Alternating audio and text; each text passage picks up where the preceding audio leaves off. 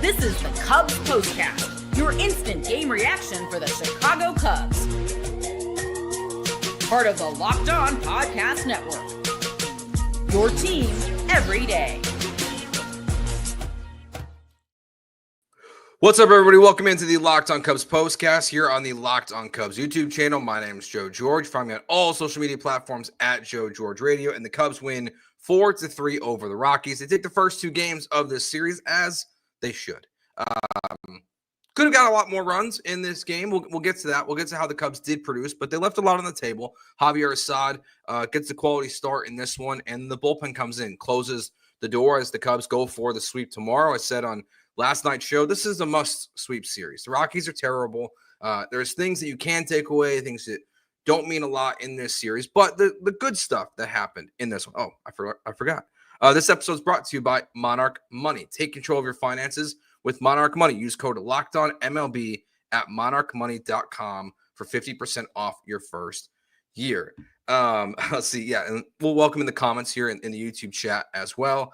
Mitch says, easy to hate, but we'll take the dub. Look, a win is a win at this point in the season. You're trying to keep pace with the Brewers as they keep finding ways to win, and we're getting to September here. It's Monday, Labor Day, and it's the final stretch of the season. If the Cubs have a shot to win the division, I said this yesterday, like they have to win series like this and sweep series like this because the Brewers are still within reach. It feels like they're not at times because they keep coming up with these big clutch wins, but the Cubs are still in this race with the way they've been playing as of late, even though they just got swept in a series. So let's start with the good stuff in this one. We'll start with Kyle Tucker. Kyle Tucker gets on base 4 times in this game. 2 walks, one of them hit by pitch off the foot.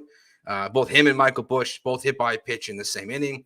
So he gets on base 4 times, has the double, and then the RBI single that brought in Michael Busch after his triple. So Kyle Tucker swinging the bat well, but really 1 through 4 were all very good in this game. You look at what they did in this one. Michael Busch obviously had a good day at the plate. Ian Happ was good at the plate as well today. He's been playing much better as of late. And we'll talk about what is on the horizon for Owen Casey. I think it's I think he's being sent back down. But we'll get to that later in the show. But 1 through 4 produced in this one. They did their job. They were on base multiple times in this game, whether it's through walks or singles or doubles or triples. They went out there and they got on base. That's what they're supposed to do. It was the bottom of the order who has typically been, or at least recently has been the strength of this team that was leaving a lot of guys on. Obviously the guilty party here, and not the only guilty party, but Carson Kelly comes up twice in big situations. The first one is a double play. And then next time he's coming up, they walk Pete Crow Armstrong, the Rockies do, who has been struggling.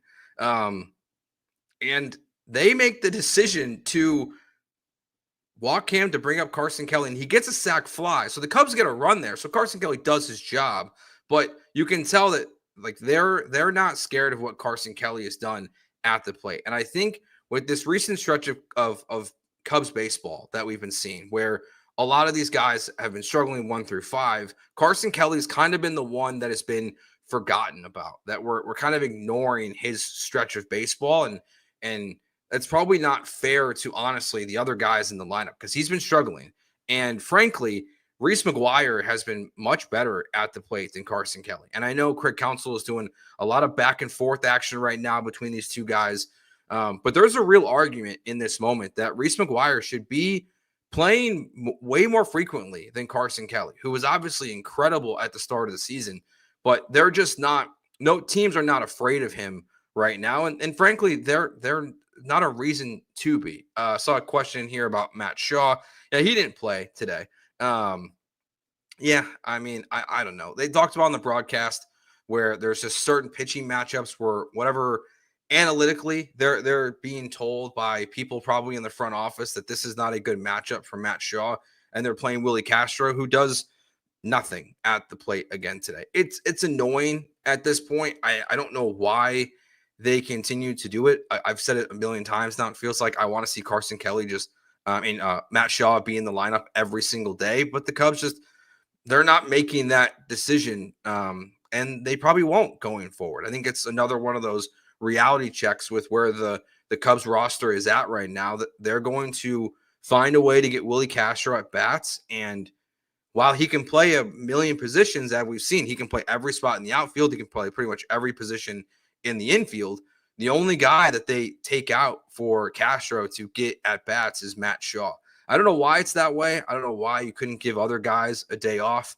But for a day like today, those guys who had been struggling were all very good in this one. Javier Assad, solid day. He gets a quality start. I think a quality start it's a good stat to have. He goes 6 innings, gives up 3 earned runs. Had a lot of traffic again. Felt kind of similar to yesterday's game, where it was a lot of singles and guys getting on. But what I thought was good from Javier Assad in this one, besides the fact that it's a good follow-up start to his last one, and he's important now while Jamison Tyone is on the injured list, is he wasn't enforcing a lot of ground balls, which is something that, I don't think anyone felt confident was going to happen with him on the mound in this game. So really just a good start from Javier Assad, and a guy that I don't know, as we get closer and closer to the playoffs, when you think about where you're going to place him in it, in the rotation or in a playoff roster spot. But we'll see what the plan is. But he was just like everyone else today for the Cubs. He was just good enough. And that's what the Cubs, pretty much all they could ask for in this game. They had a lot of opportunities to score runs. We'll talk about the bad stuff. And we'll talk about the bullpen closing the door in this one as well. We'll get to all of that next year and more of your comments here in the chat. Coming up next year on the Locked on Cubs postcast on the Locked on Cubs YouTube channel. Today's show is brought to you by Upside. Are you still paying full price for gas? Stop leaving money behind. Get real cash back every time you fill up with the free Upside app.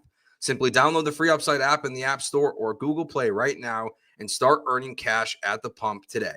You can use my limited time promo code SEASON and get an extra 25 cents back per gallon on your first fill up. You can make up to $300 a year just from buying the gas you already need. At first, I thought it was too good to be true, but it's totally legit. Real people are getting paid to just make their daily commutes, and you can too. Plus, you can cash out at any time to your bank account, PayPal, or an e-gift card for Amazon and other brands. Don't let this offer drive by. Download the free Upside app now using my limited time promo code SEASON for a limited time 25 cent per gallon bonus. That's promo code SEASON. Offers vary by user and location. Go to upside.com for terms and conditions. Today's show is also brought to you by Monarch Money. Most people can't name all their financial accounts or even what they're worth. Whether it's 401k properties or investments, when you don't have the full picture, you can end up leaving money on the table. That's why there's Monarch Money. It's an all-in-one personal finance tool that brings your entire financial life together in one clean, easy-to-use interface on your laptop or your phone. Monarch is built for people with busy lives. If you put off organizing your finances, Monarch is for you. Monarch does the heavy lifting, and you can link all your accounts in minutes, see clear data visuals, get smart categorization of your spending, and finally feel in control of your money without ever touching a spreadsheet.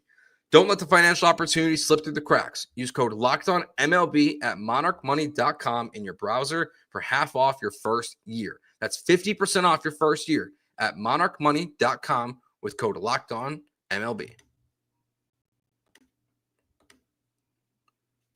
All right, Daniel Palencia comes in, gets the save there. Again, it's the Rockies, so it's one of those where it's hard to really make a big deal out of everything, but you want to see him go out there and get it done. After his last outing was not great. And really, this is the second game, I would say, where it's unfortunate now against the Rockies where you've had to use high leverage guys.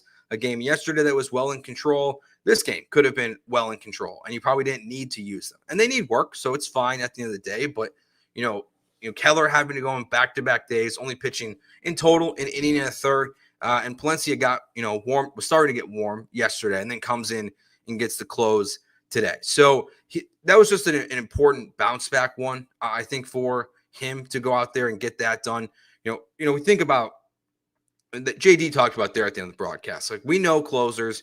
We've all watched baseball long enough or anything like that we see closers like once they have a bad performance or two, they can unravel a little bit, right? So this is honestly, in a way, it's almost a good litmus test for Daniel Palencia just because it's the Rockies and you don't want to see him, blow that game. And he didn't. He went out there and he got his job done.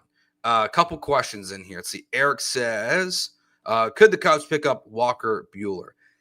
They could. I don't know if they need to. To be honest with you, he obviously was not very good for the Red Sox. There's a reason why they felt like it was not a big deal to move on from him and bring up one of their prospects. Same with the Dodgers, who moved him to the Boston Red Sox or let him go to the Boston Red Sox.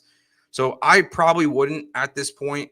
If you could convince someone like Walker Buehler to, I guess, a couple minor league spots, starts at this point in the season just to keep fresh in case there's another injury, that's fine. But I wouldn't think the Cubs are going to be making any major additions in the pitching staff at this point. Now, it doesn't mean the Cubs aren't going to make a move, because there is reports out there that the Cubs are going to be bringing in Carlos Santana. It's hard to, not everyone's reporting on it. Like the nicest way I can put this is the big names in Cubs media are not reporting that this deal is done yet, but there is a report out there that the Cubs are working in bringing in Carlos Santana. An interesting move if they were to do it. If you don't like Justin Turner playing, that's probably a good thing that he's playing instead of when it's Michael Busch's day off, it's Santana could be at first base instead of Justin Turner. But it's another one. Look, if you're adding guys at this point on the roster, they are insurance pieces. They're not anything that's going to honestly be impactful on the Cubs at this point in the season. So whether it's Buehler or Santana, or if they make a move by tomorrow, because I think it is tomorrow's the last day that a player can be added to a roster to be eligible for the playoffs.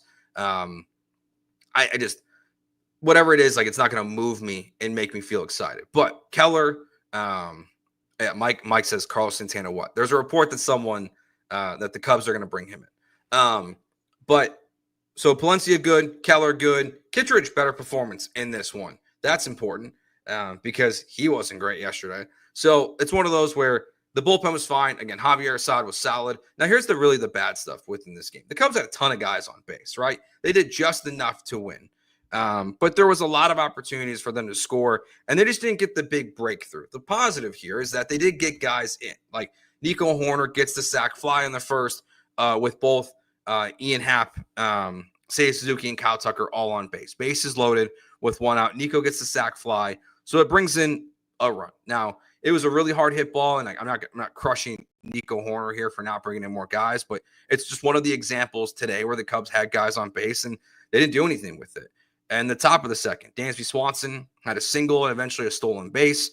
And then Busch got hit and Tucker got hit. So you had bases loaded again. And then Seiya Suzuki grounded out to the pitcher and the inning was over. Then again, in the top of the third, you got Nico on base and Pete Crow Armstrong is safe after the error by Mickey Moniak. So you got runners on again, first and second. And then here comes the Carson Kelly double play to end the inning. So there was a lot of opportunities there where the Cubs just didn't get it done. And they could have blown this thing wide open, but realistically, like, trying to be overly not optimistic, but just the reality is like they're not going to score every time. I think the better part of what the Cubs are doing right now from a very positive view is that they're getting guys on base.